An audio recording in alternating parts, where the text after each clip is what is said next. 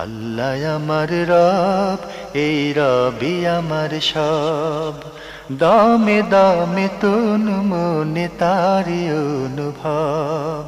তোমার দুনিয়াতে আমি যেদিকে তাকাই, অথই নিয়ামতে ডুবে আছি সবাই। পাক পাখালির গানে শুনে তসবি কলরব, তসবি কলরব। আল্লাহ আমার রব, এই রবি আমার সব। আসসালামু আলাইকুম, আলহামদুলিল্লাহ, আসসালাতু ওয়াসসালামু আলা রাসূলিল্লাহ।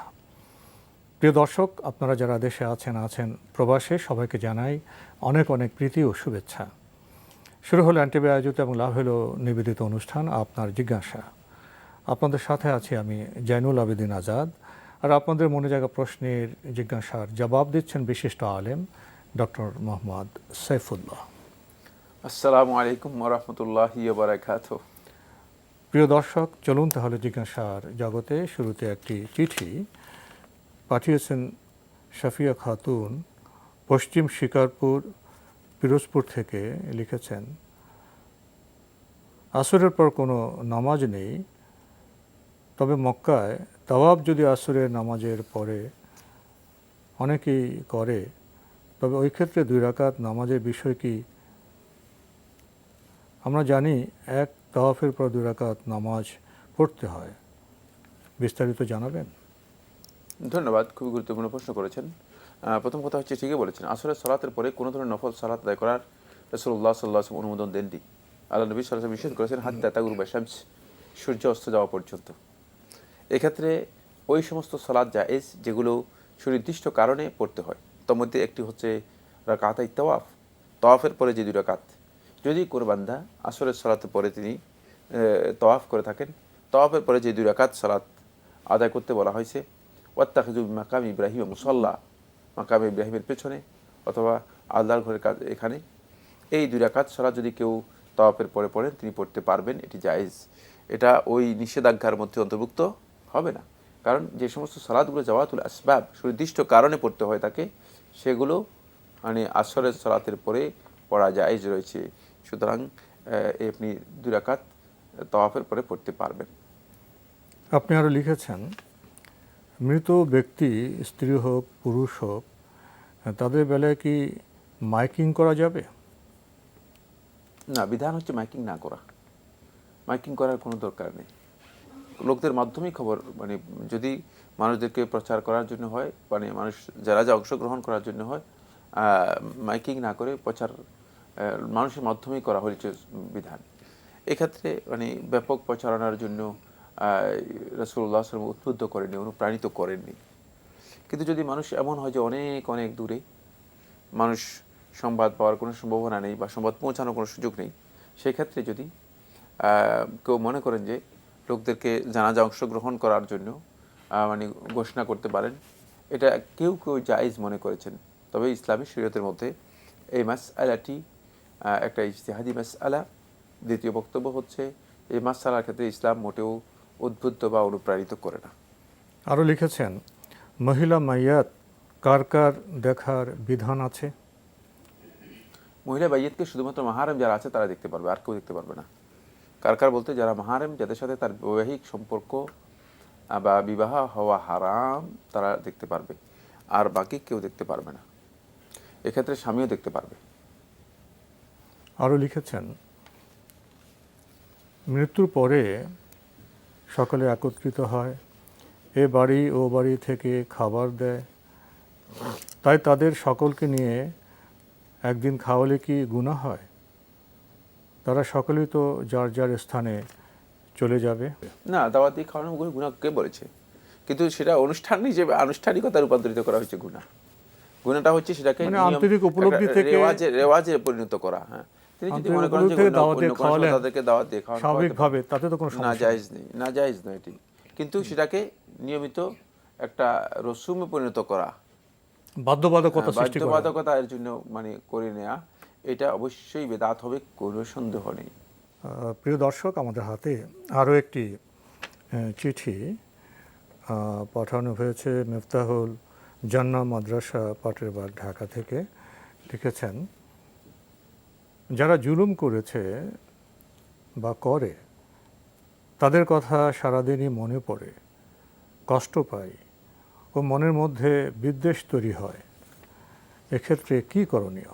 আপনার অন্তরটা রিচার্জ হয়ে আছে বিদ্বেষ তৈরি হয়েছে। বিদ্বেষ দিয়ে, ঘৃণা দিয়ে, এটা হারাম।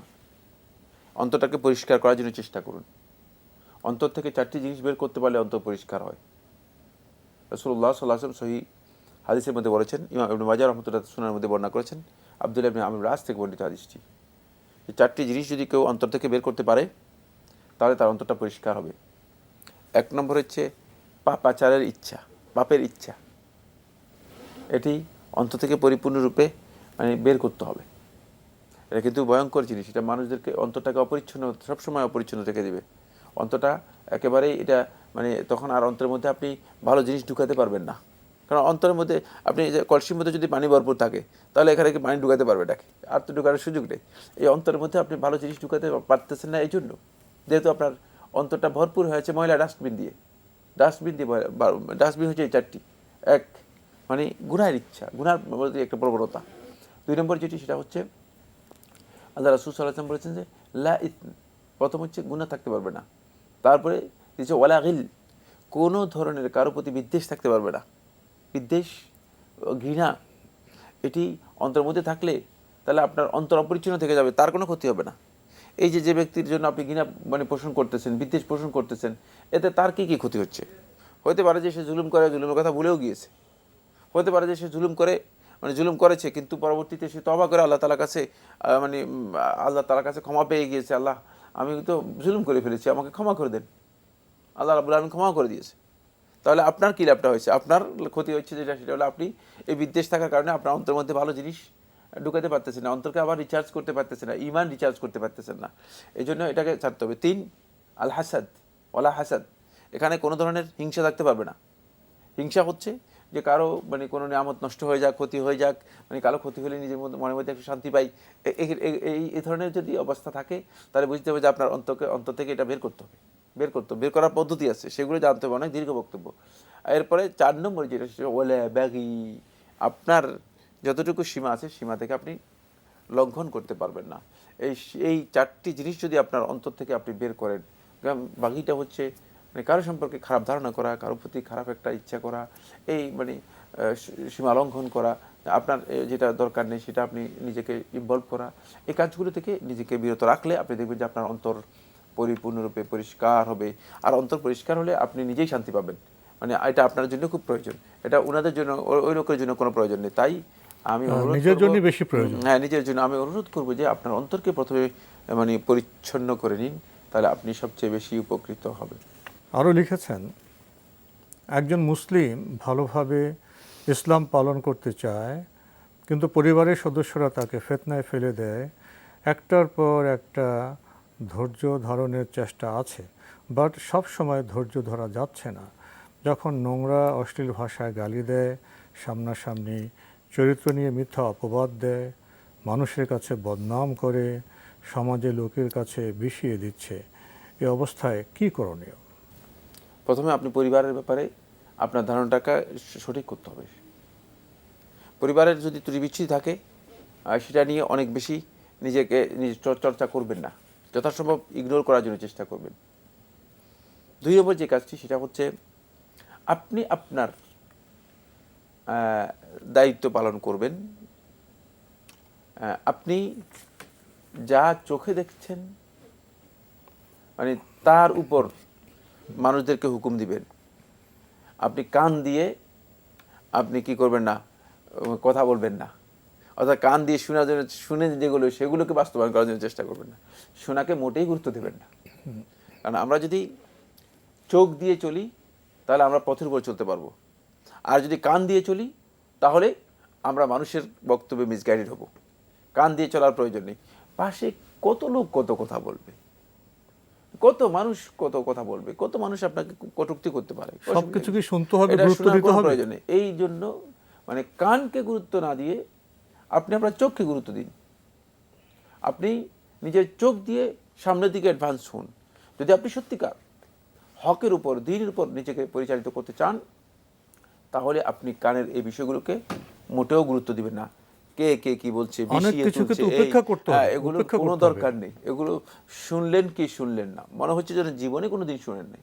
এইভাবে চলার জন্য চেষ্টা করুন। আপনার আগের প্রশ্ন এবং এর পরের প্রশ্ন দুটেই আমি যে কথাটি বুঝতে পেরেছি সেটা হচ্ছে, যেমন একজন সালাফদের একজন আলেমকে প্রশ্ন করা হয়েছে যে, বলছে যে আমাদেরকে কি মানে তাহারাত সম্পর্কে, পবিত্রতা সম্পর্কে বলবেন? বলছে হ্যাঁ, পবিত্রতা সম্পর্কে তোমাদেরকে বলবো। প্রথম হচ্ছে নিজের জিহ্বাটাকে পবিত্র করে নাও, তাহলে মানে মানে তোমার মানে শরীরের পবিত্রতার চেয়ে জিহ্বার পবিত্রতা প্রয়োজন। তারপর অন্তরটাকে পবিত্র করে নাও, তারপরে অন্তরের পবিত্রতার আগে তোমার তোমার এই যে হাত পা চোখ মুখ এগুলো ধোয়ার আগে তুমি অন্তরটাকে ধৌত করে নাও। আমরা এই কাজটা যদি করতে পারি তাহলে আমরা মানুষদেরকে আসলে খারাপ দেখবো না, মানুষদের প্রতি দৃষ্টিটা আমাদের চেঞ্জ হয়ে যাবে। আমার মনে হয় আপনার বক্তব্যটা স্পষ্ট হয়েছে, যেটা সেটা হলো এই যে কোনোভাবেই মানুষের কথার উপর নিজেকে পরিচালিত করবে না। তাহলে আপনি এমনি এগুলোর পিছনে আপনার অন্তরটা সবসময় দৌড়াবে, কোনো দরকার নেই। এগুলোকে একেবারেই যথাসম্ভব পরিহার করার জন্য চেষ্টা করুন। আরও লিখেছেন, প্যানিক ডিসঅর্ডার একটা মানসিক রোগ। প্যানিক অর্থ আতঙ্ক। এসব রোগীরা যেটাতে প্যানিক মানে ভয় আছে, সেটা তার সামনে পড়লে সে ভয়ে অসুস্থ হয়ে যায়, এমনকি অজ্ঞানও হয়ে যায়। যেমন একজনের প্যানিক হলো লাল শার্টে। কোনো লাল শার্ট পরা ব্যক্তি হয়তো তার সাথে খারাপ কিছু করেছে, বা ওই ব্যক্তিকে সে খারাপ কিছু করতে দেখে ভয় পেয়েছে। এরপর থেকে লাল শার্ট দেখলেই সে অস্বাভাবিক হয়ে যায়। অন্য জানা অজানা কারণও থাকতে পারে রোগের, ব্যয়বর্ণ হতে পারে। রোগের মাত্রা বাড়তে বাড়তে এমন অবস্থা হয় যে ওই ব্যক্তির জীবন আর স্বাভাবিক থাকে না।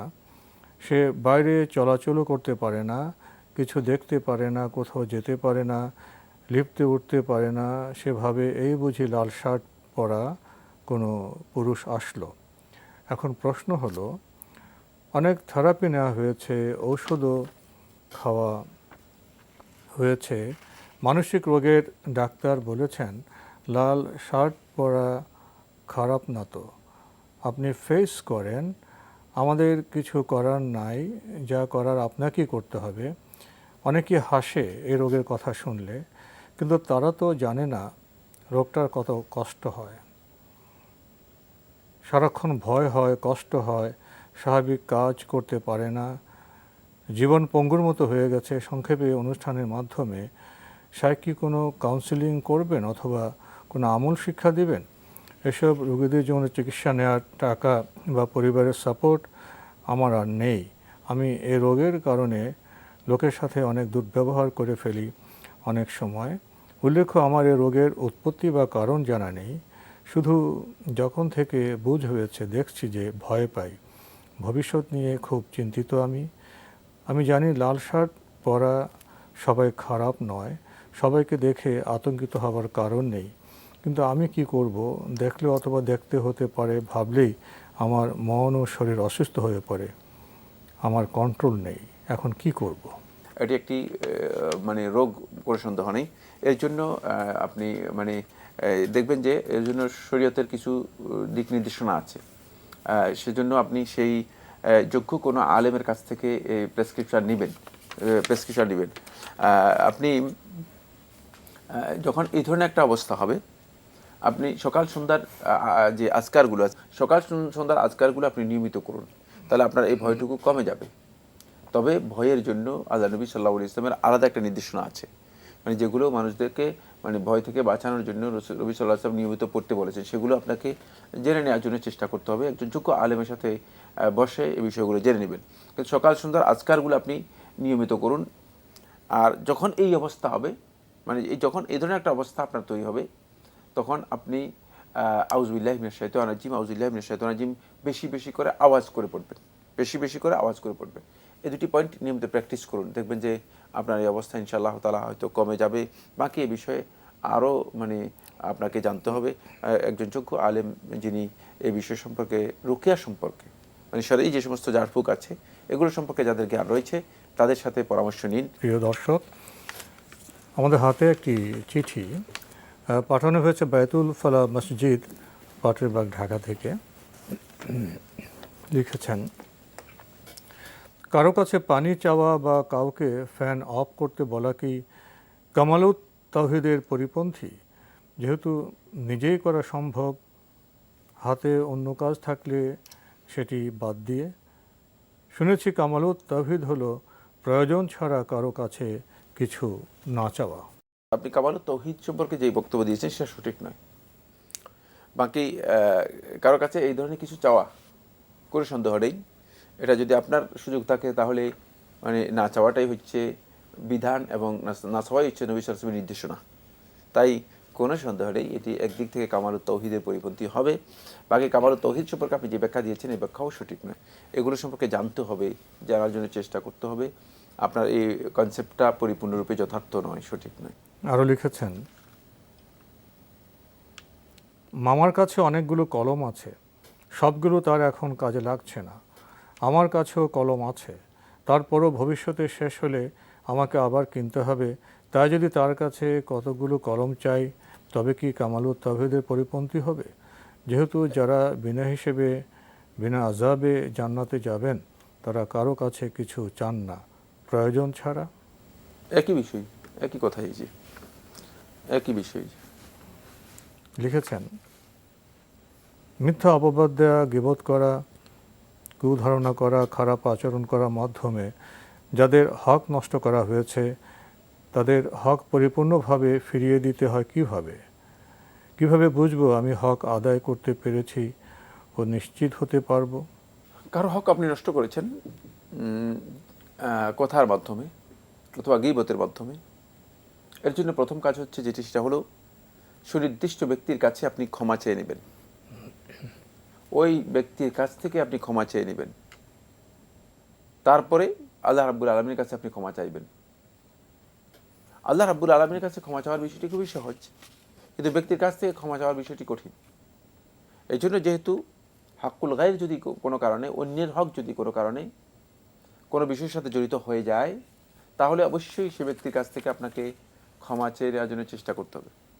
কিন্তু কোনো কারণে যদি ওই ব্যক্তির কাছ থেকে কোনোভাবে ক্ষমা নিতে না পারেন, তাহলে আপনি আল্লাহ রাব্বুল আলামিনের কাছে বেশি বেশি করে ক্ষমা প্রার্থনা করবেন আর তার জন্য দোয়া করবেন, ওই ব্যক্তির জন্য দোয়া করবেন। আপনি দেখতে পাবেন, আপনি নিজে উপলব্ধি করতে পারবেন, যদি আপনি মানে ঈমান এবং আমল সম্পর্কে আপনার জ্ঞান থাকে, তাহলে আপনি বুঝতে পারবেন যে মানে এক পর্যায়ে আপনি বুঝতে পারবেন যে আল্লাহ সুবহানাহু ওয়া তাআলা আপনাকে ক্ষমা করে দিয়েছেন। কারণ হচ্ছে আল্লাহ রাব্বুল আলামিন ক্ষমা করে দেন, এর আলামত আছে, এর আলামতগুলো তখন আপনার কাছে জাহির হবে। সেটা হচ্ছে এই যে ওই ব্যক্তির প্রতি আপনার আগে যেই কুধারণা ছিল, এই আলামতটাও বলে দিচ্ছি, মানে ওই ব্যক্তির প্রতি আগে যে আপনার একটা মানে অবজ্ঞা ছিল অথবা তার প্রতি আপনার যে একটা খারাপ বিষয় ছিল, সেটা আপনার অন্তর থেকে চলে যাবে। তাহলে আপনি বুঝতে পারবেন যে হ্যাঁ, আপনি তার হকটা আদায় করতে পেরেছেন অথবা আল্লাহ সুবহানাহু ওয়া তাআলা আপনাকে ক্ষমা করে দিয়েছেন। এটি খুব ভালো করে বোঝার জন্য চেষ্টা করবেন। প্রশ্নটি খুবই গুরুত্বপূর্ণ, কোনো সন্দেহ নেই। তো আজকে আমাদের এখানে শেষ করতে হচ্ছে। আপনাকে অনেক ধন্যবাদ। আপনাকে অশেষ ধন্যবাদ। প্রিয় দর্শক, হক নিয়ে আমরা প্রশ্ন পেয়ে থাকি। হক বিষয়টি তো খুবই গুরুত্বপূর্ণ। আমরা সাধারণভাবে জানি যে আল্লাহর হক আছে, বান্দার হক আছে, কিন্তু এই জানাটা বোধহয় আমাদের আরও সম্পূর্ণ করতে হবে, পরিপূর্ণ করতে হবে এবং সাথে সাথে আমাদের সচেতনও হতে হবে। প্রিয় দর্শক, আমরা দেখছিলাম এনটিভি আয়োজিত এবং লাভ হলো নিবেদিত অনুষ্ঠান আপনার জিজ্ঞাসা। আমাদের অনুষ্ঠান আপনারা এনটিভি অনলাইনেও দেখতে পারবেন, ভিজিট করুন www.ntvbt.com। এছাড়া ইউটিউবে এবং আমাদের ভেরিফাইড ফেসবুক পেজে অনুষ্ঠান দেখতে পারবেন। আর আমাদের এই অনুষ্ঠানে আপনারা আপনাদের মনে জাগা প্রশ্ন চিঠির মাধ্যমে, ইমেলের মাধ্যমে পাঠাতে পারেন। পরিচালক আপনার জিজ্ঞাসা, এনটিভি, বিএসসিসি ভবন, 7ম তলা, 102 কাজী নজরুল ইসলাম এভিনিউ, কারওয়ান বাজার, ঢাকা 1215। ইমেল অ্যাড্রেস আপনার জিজ্ঞাসা @ntvbd.com। প্রিয় দর্শক, মহান আল্লাহ আমাদের সবাইকে নিরাপদে রাখুন, রাখুন শান্তিতে। আসসালামু আলাইকুম। আল্লাহ আমার রব, এই রবি আমার সব, দামে দামে তুন মনে তারি অনুভব। আল্লাহ আমার রব, এই রবি আমার সব।